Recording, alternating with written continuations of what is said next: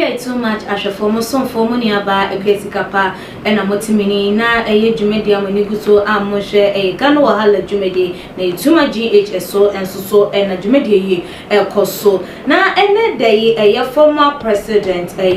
JJ Rawlins waba abontin edinsimbi abetu edwase mo nim se yem papa nche ye bia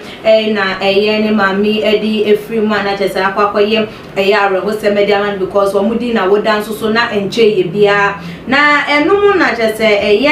ye nia bema wono susu ni din Professor Mike Okay, or delegate from parliament. Lady Jumedi Anachas, Womubusan and some ede afa said the name of Mifu said the Busia for Nyoma AC Elko ede amam. Now, no, now just what you can no take that opportunity ede sembi to a jana say, and a papa no day and some no to a jana day a kind you was saying. Say washa said the enyoma eko no hwe said the ensuo ewo horo Ghana ye japade ne yensa ase ene ebiemo nsusu ne nkrofo enkra na ehu benya se empanifo anase omampanyi ebetu ne nan ede esi wonom na ade ewo so woye bia no wonye emfa enye den emfa ehu na sei na ne nsem no eko yo say the rate at which the sea is eroding the land is alarming, hence need critical attention to protect lives and properties. If it has to take me to protest at Parliament House with a placard with the inscription, give us more grounds to ensure land along the coast are protected, I will do it. We any summer what day to a jana chese. Ban say one protesting, one call a demonstration, one ya wa chere, one ya chese, one tin wungu mountain so, and I won't copy more our Parliament House. Now any one for wa chere kasia and concussion so essay. Yama one more more grounds dia. Anyone who obey because no and bit me ensure lands along the coast say ye omo bit me enya amubambo ye bit me protect one more ediam and na obey yes protest na say demonstration no ato honum and I was to ebiom sem I say as a matter of fact government should extend the sea defense project from Keta to Aflawo we NNSM biema wasan so kan ho a wochiro mu SM say no coastal areas no it was even protecting one from erosion because erosion is taking place all the coastal areas no one more to take mpoano no a say po ebe wom sea ebe wom asase na so na timi amene asase na ebi amene ejapade bebre amene nipa no nsusu a wo motete important ho no nsusu bebre enti ehu behia se empanifom ebehwem na wo matu wo nan esi ho no na ene sea defense na project na ewo ho no wo mo emfa enhwehwe so na so wo mo de hwehwe so nsusu a wo mo make sure so mbetimi ebi akwakopiemu ewo Keta ene ebiemu nsusu no from Keta ekokopiemu kosi Aflawo we ene ye mampanyi dada JJ Rawlins nensam wode etu edwa because wo ne sem nipa ene ejapade na hwere wo mo na nhwe emma sea no enteki that opportunity because of say wo to me and I say wo modern na won say nsase ene property se japade enso ensanso enka ehum enti penifo ema wo mani ena won na ene sea defense project no wo mo hwe na wo nye na wo mo nipa japade ene ebiom nsusu yensase ehu eban na timi aboa ama yentimi enhwere enyoma na se yensase ento entimi ensem no dey same way atu dwa na ensensem bebre ena Ghana for aka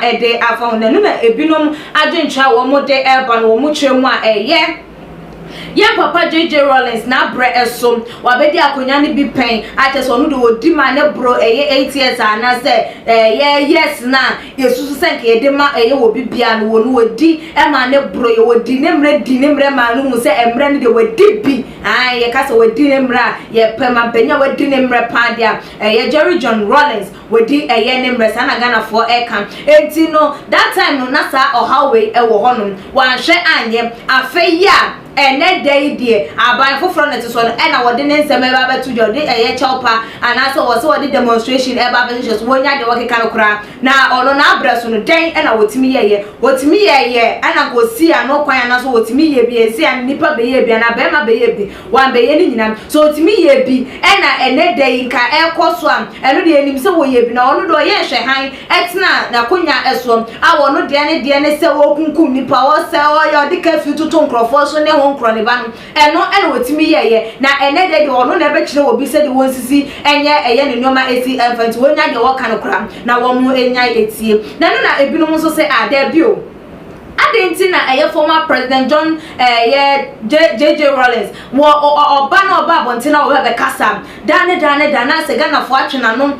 de asi enchen na se wo mafa ne nsem ne so na wo mu de etwa ebo no eba ne sen na sa de no etimi ekoso because former president John Ajukunku for krampo no so wo be kasa efa amammo bia enkoyi a wo bia entwa mbo ne sa na so the moment JJ Rawlins ebe ba bontia ba be ka bibia na de na ye twia pia na de ni twi yense na de ni wura ye dodom ye de na fa ye siase ye de na me katira so adentia na dan de pese ye de papa no enim from the work no enimu ana na because so wa betina akonya so no wantimi anya bibia no wantimi end this adwuma no enkyere se wantimi nka wansem ye wo freedom of speech, freedom of expression. Enti so wa betina so na wantimi anye bibi ana wantimi ensisa how na anokwan na so obi foforo aba no wa hunu se me ba ye mantimi anye na so bi nua we de me hwa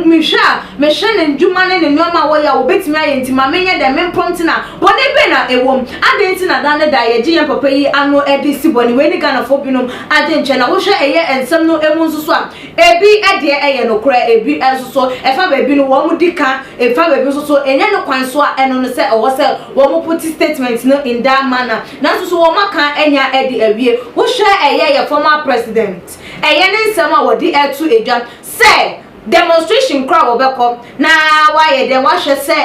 si no entimi enyirin fire nsase entimi enyirin fire japade a wo dise wo kana because so wo betina konya so wentimi anya bibi papa bia amfa amboa da sector no does it mean so wentimi nka enwo asema na Ghana ebra so se ebrebi edru na so wo bi ka bibia ebia no watena se adwen ho mayembu nipa no for because of say ye mana konya na wentimi anya bibia enu ntine ni kwan so wotimi de ekasa the fact say wo te Ghana ha enko ade kye se wo akonya no se wotimi etoto enyoma ema ne ye sanse de won twasa no wonim se na chi achia abusuafo for dintre enso ebrafa ensem no ho subscribe to channel no so wonya ya like videos na share all the social media platform e biom so obetimi follow your way IG page at @gh_meeting ede ekwia sikapa that's ne ye besane hia. Too much GH. We did go say Japan. A brepi and Besame TV. Me share too much GH. The move for. Hey, almost sports and as entertainment. Hey, the move for. Munko so show mo. No anybody debia. Madam I say love you. Too much GH. We boy wate. Shout out to your fans and everybody who is watching Too Much GH. Me dey the Isaiah Kodwampo. We betumi afem the great tempo. Mbring. Won me nka mo ni hwe Too Much GH. Too much yet, too much. Na me so me I'm more fire.